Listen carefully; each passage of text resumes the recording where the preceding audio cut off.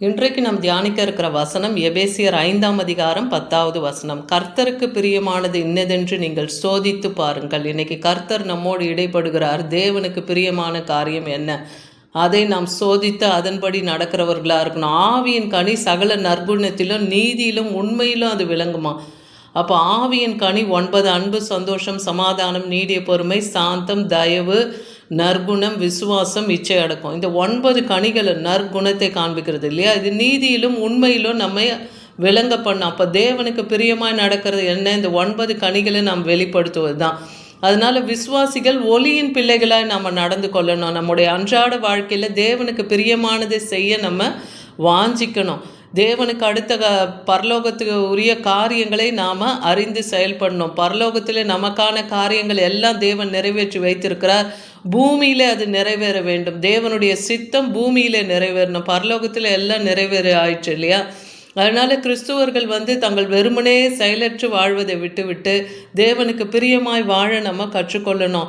இருளின் பயனற்ற கிரியைகளுக்கு நம்ம காலத்தை நம்ம செலவிட பண்ணாமல் தேவனுக்கு பிரியம், தேவனுக்கு சித்தம் இன்னதென்று நாம் அறியணும். ஏன்னா எபேசியர் 5ஆம் அதிகாரம் 11லேருந்து 13 வசனம் வரைக்கும் நீங்கள் பார்த்தீங்கன்னா, கனியற்ற அந்தகார கிரியைகளுக்கு உடன்படாமல் அவைகளை கடிந்து கொள்ளுங்கள். அப்போ அந்த ஆவியின் 9 கனிக்கு விரோதமாக இருக்கிற கிரியைகளை நீங்கள் கடிந்து கொள்ள கற்றுக்கொள்ளணும். ஒளிப்பிடத்தில் செய்யப்படுகிற கிரியைகளை அவர்கள் என்ன பண்ணுறாங்களாம்? அவலட்சணமாய் நினைக்கிறாங்களாம். தேவனுடைய ஒளிப்பிடத்திலிருந்து செய்கிற கிரியைகள் எல்லாம் நீதியும் பரிசுத்தமும் சமாதானமும் நிறைந்ததாக இருக்குது. அது தேவனுடைய வல்லமை மகிமை வெளிப்படுத்ததாக இருக்குது. ஆனால் இந்த கனியற்றவர்களுடைய கிரியை அவைகளெல்லாம் அவலட்சணமாய் நினைக்குதான். அவைகளை நாம் கடிந்து கொள்ளுகிறவர்களாக இருக்கணும். ஏன்னா அப்படி நம்ம செய்யும் பொழுது தான் வெளிச்சத்தினாலே அவைகள் எல்லாம் வெளியரங்கமாகும். தேவனுடைய வெளிச்சம் எது? அவருடைய முகத்தின் பிரகாசம், அவருடைய வார்த்தையின் வல்லமை. அது எல்லாவற்றையும் வெளியரங்கமாகி வெளிச்சத்துக்கு கொண்டு வரும் எல்லா காரியங்களையும். ரோமர் 12ஆம் அதிகாரம் 1-2 வசனத்தை நீங்கள் வாசிச்சிங்கன்னா, நீங்கள் உங்கள் சரீரங்களை பரிசுத்தமும் தேவனுக்கு பிரியமான ஜீவ பலியாக ஒப்பு கொடுக்க வேண்டும் என்று வேத வசனம் சொல்லுது. நம்முடைய அவயங்களை எல்லாம் பாவத்துக்கு அல்ல, நீதிக்கு நாம் ஒப்பு கொடுக்கிறவர்களாக இருக்கணும் இல்லையா? தேவனுடைய இரக்கங்களை முன்னிட்டு இதை வேண்டிக் கொள்ளுகிறேன்னே பவுல் அப்போஸ்தலன் ரோமருக்கு எழுதுகிற நிருபத்தில் சொல்கிறாரு. அதனால் நீங்கள் செய்யத்தக்க புத்தியுள்ள ஆராதனை என்ன? நீங்கள் இந்த பிரபஞ்சத்துக்கு ஒத்த வேஷத்தை, மற்ற மனுஷர்கள் போடுகிற வேஷத்தை போல நாம் போடாதபடிக்கு தேவனுடைய நன்மை என்ன, பிரியம் என்ன, அதனுடைய பரிபூர்ண அவருடைய சித்தம் இன்னதென்று நாம் பகுத்தறிகிறவர்களாக இருக்கணும். ஏன்னா உங்களுடைய மனம் புதிதாகுகிறதுனாலே மறுரூபம் ஆகணும். நம்முடைய அக்கிரம சிந்தைகளை விட்டு நம் மனம் புதிதாகுகிறதுனால் தேவனுடைய மறுரூப சாயலை அடைகிறவர்களாக இருக்கணும். நாம் மறுரூபம் ஆகிறவர்களாக இருக்கணும். அந்த பகுத்தறிவு எதன் மூலமாக தான் வரும்? ஆவியின் கனிகளை நாம் வெளிப்படுத்தும் போது, தேவ வசனம் நமக்குள்ளே இருக்கும்போது, தேவ சித்தத்தை நாம் நிறைவேற்றும் போது. அதே போல் தேவனுக்கு பிரியமாக நடக்கிறது என்ன காரியம்? தேவன் எதில் பிரியமாக இருக்கிறார்? தேவ ராஜ்யம் இந்த பூமியிலையும் கட்டப்படணும். பரலோகத்திலே அவர் ராஜ்யம் இருப்பது போல் இந்த பூமியிலும் அவர் ராஜ்யம் அமைக்கப்படணும் இல்லையா? அதுக்கு தேவனுடைய கிருபை வேண்டும். அதே போல் ஜனங்கள் எல்லாரும் ரட்சிக்கப்பட வேண்டும். தேவனை அறிகிற அறிவிலே ஜனங்கள் வளர வேண்டும். அப்போ அவருடைய சித்தம் இந்த பூமியில் நிறைவேற நாமும் அந்த காரியத்துக்கு சுவிசேஷத்தை அறிவிக்க நம்மால் முடிந்த அளவு சமயம் வாய்த்தாலும் வாய்க்காவிட்டாலும் தேவ ராஜ்யத்தின் சுவிசேஷத்தை நாம் பிரசங்கிக்கிறவர்களாக இருக்கணும். ஏன்னா அசைவில்லாத ராஜ்யத்தை பெறுகிறவர்களாகிய நாம்னே எபிரேயர் 12:28 பார்க்குறோம். அதனால் அசையாத ராஜ்யத்தை ஒவ்வொருவரும் அடையணும். அதுதான் பரலோக ராஜ்யம். அந்த ராஜ்யத்தை அடையணும்னா நம் பயத்தோடு பக்தியோடு தேவனுக்கு பிரியமாய் ஆராதனை செய்யணும். உதட்டளவில் நம்முடைய ஆராதனை இல்லாதபடிக்க இருதயத்திலே நாம் அவரை முழு பலத்தோடு, முழு ஆத்மாவோடு, முழு சிந்தையோடு அவரிடத்தில் அன்பு கூறணும். இதுதான் முதலாவது கற்பனை. 2வது கற்பனை, உன்னிடத்தில் அன்பு கூறுவது போல் பிறனிடத்தில் அன்பு கூறு. இந்த கற்பனைகளை கை கொண்டு நடக்கணும். அப்படி தேவனுக்கு பிரியமான ஆராதனை செய்யணும். அது கிருபையை நாம் தேவனிடத்தில் பற்றி கொள்ளணும். சங்கீதம் 19:14 பார்க்குறோம், என் கண்மலையும் என் மீட்பராகிய கர்த்தாவேன்னு தாவீது சொல்கிறார். என் வாயின் வார்த்தை, என் இருதயத்தின் தியானம் உமது சமூகத்தில் பிரீத்தியாக இருக்கணும். தேவனுக்கு அது பிரியமாக இருக்கணும், பிரீத்தியாக இருக்கணும். அப்போ அப்படி இருக்கணும்னா நம்முடைய வாயின் வார்த்தைகள், இருதயத்தின் தியானம் எல்லாமே தேவனுக்கு பிரியமான காரியமாக வெளிப்படணும். 1 பேதுரு 2:5 பார்க்குறோம், ஜீவனுள்ள கற்களை போல ஆவிக்கேற்ற மாளிகையும் இயேசு கிறிஸ்து மூலமாய் தேவனுக்கு பிரியமான ஆவிக்கேற்ற பலிகளை செலுத்தும்படிக்கு பரிசுத்த ஆவியின் கூட்டமாக நாம் இருக்கிறோம். பரிசுத்த ஆசாரிய கூட்டமாகவும் நாம் இருக்கோம். தேவன் நம்மை ராஜாக்களாகவும் ஆசாரியர்களாகவும் அழைத்திருக்கிறார். எப்படி ஆண்டவராக இயேசு கிறிஸ்து அவரே மகா பிரதான ஆசாரியர் இல்லையா, அவர் ராஜாவாகவும் அவர் மெல்கிசேதேக்கின் முறைமையின்படி ஆசாரியராகவும் அவர் பரலோக ராஜ்யத்திலே அவர் மரணத்துக்கு பின்பு அவர் சென்றடைந்தார்னு நம்ம பார்க்குறோம் இல்லையா. அதே போல் நாமும் இன்னைக்கு பரிசுத்த ஆசாரிய கூட்டமாக நாமும் இருக்கிறோம். அந்த ஜீவனுள்ள கற்களை போல எப்படி ஆண்டவராகிய இயேசு கிறிஸ்துவ பிதாவாகிய தேவன் சீயோனிலே ஒரு கல்லை வைக்கிறேன், அந்த கல் மேலே உங்கள் விசுவாசத்தை வைங்கன்னு சொல்கிறார்ல, அந்த ஜீவனுள்ள கல் யார்?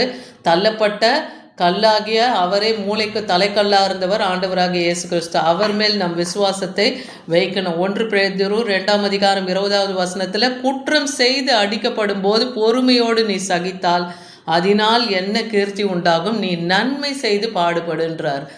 அப்போது குற்றம் செஞ்சு அடிக்கப்பட்டு பொறுமையோடு சகிக்கிறத பார்க்கிலும் நீங்கள் நன்மை செய்து தீமையை அனுபவிக்கிறீங்களா, அதில் நீங்கள் பொறுமையை சகிச்சிங்கன்னா அப்போது தேவனுக்கு முன்பாக நீங்கள் பிரீத்தியாக இருக்க முடியும்னு வேதவசனம் சொல்லுது. 1 தெசலோனிக்கர் 5:21 எல்லாவற்றையும் சோதித்து பார்த்து நலமானதை பிடித்து கொள்ளுங்கள். எது நலமானது என்று நாம் அறிந்து அதை நாம் பின்பற்றுகளாக இருக்கணும். ஏன்னா பலியிடுவதை பார்க்கிலும் நீதியோ நியாயம் செய்வதே கர்த்தருக்கு பிரியம் என்று நீதிமொழிகள் 21:3 பார்க்குறோம். அப்போ நீதியாக நடக்கணும், நியாயத்தை நாம் செய்கிறவர்களாக இருக்கணும், அது தேவனுக்கு பிரியமாக இருக்கும். 1 தீமோத்தேயு 2:3 சொல்கிறார், நம்முடைய இரட்சகராகிய தேவனுக்கு முன்பாக நன்மையும் பிரியமாக இருக்கணும்னு சொல்லப்படுது. தேவனுக்கு முன்பாக நன்மை செய்கிறவர்களா அவருக்கு பிரியமாய் நாம் நடக்கணும்.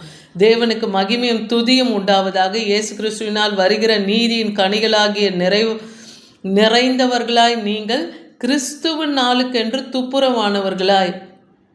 அப்போ அந்த நீதியின் கனி நம்மிடத்தில் வெளிப்படணும், ஆவியின் கனி நம்மிடத்தில் வெளிப்படணும்.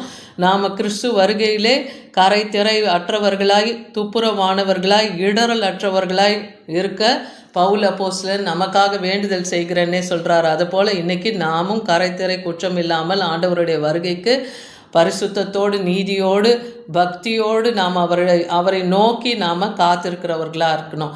பிலிப்பியர் 4:18 பார்க்குறோம், எல்லாம் எனக்கு கிடைத்தது, பரிபூர்ணமும் உண்டாயிருக்கிறது. உங்களில் அனுப்பப்பட்டவைகளை சுகந்த வாசனையும் தேவனுக்கேற்கும் பிரியமான உகந்த பலியாகவும் எபிப்ராத்துவின் கையிலே வரப்பற்றி கொண்டபடியினால் நான் திருப்தி அடைந்திருக்கிறேன் பவுல் சொல்கிறாரு.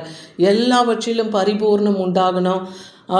நமக்கு அனுப்பப்பட்டவர் எப்படி ஆண்டவராகிய இயேசு கிறிஸ்து பிதாவாகிய தேவனுக்கு சுகந்த காணிக்கை சுகந்த வாசனை பலியாய் தன்னை ஒப்பு கொடுத்தார் இல்லையா, அதே போல் சபையாகிய இன்றைக்கு நாமும் தேவனுக்கு சுகந்த காணிக்கையாக நம்ம ஒப்பு கொடுக்கணும். அப்போ நம்ம அவயங்களை பரிசுத்தத்துக்கு என்று ஒப்பு கொடுக்கணும். நாம தான் தேவன் தங்கும் ஆலயம். அப்போ இந்த ஆலயத்தை நாம் பரிசுத்தத்தோடு காத்து கொள்ளணும். அதனால மனுஷன் தன் ஆத்துமாவை ஒடுக்குகிறதும் தலை வணங்கி ஞானலை போல ரெட்டிலும் சாம்பலிலும் படுத்து கொள்ளுவது எனக்கு பிரியமான உபவாசம் இல்லைன்னு ஏசாயா 58:5 சொல்லுகிறது பார்க்குறோம். அப்படிப்பட்ட உபவாசத்தை தேவன் விரும்பலை இல்லையா. மனுஷருக்கு உங்களை மறைத்து கொள்ளாதீங்கன்னே இருக்குது. உங்கள் தலைகளில் அந்த நாட்களில் எண்ணெயை பூசிக்கொள்ளுங்க. உங்கள் ஜப அறையிலே நீங்கள் தனித்து தேவனை நோக்கி உங்கள் ஜப விண்ணப்பங்களை வைக்கவும் தேவனை துதித்து ஆராதித்து மகிமைப்படுத்தவும் நாம் இருக்கணும்.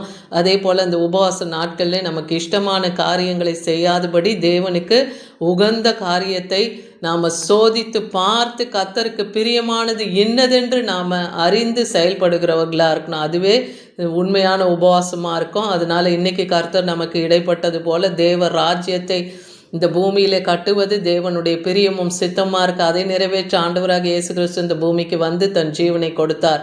இன்றைக்கும் அவர் பிதாவின் வலது பாரத்திலே ஜீவனுள்ள தேவனாக இருக்கிறார். அதனால் தேவனுடைய பிரியம் இன்னதென்று நாம் சோதித்தறிந்து அதன்படி செயல்படுகிறவர்களாய் நற்குணத்திலும் உண்மையும் ஆவியின் கனிகளினாலே நாம் விளங்குகிறவர்களாய் காணப்பட வேண்டும். ஆமென்.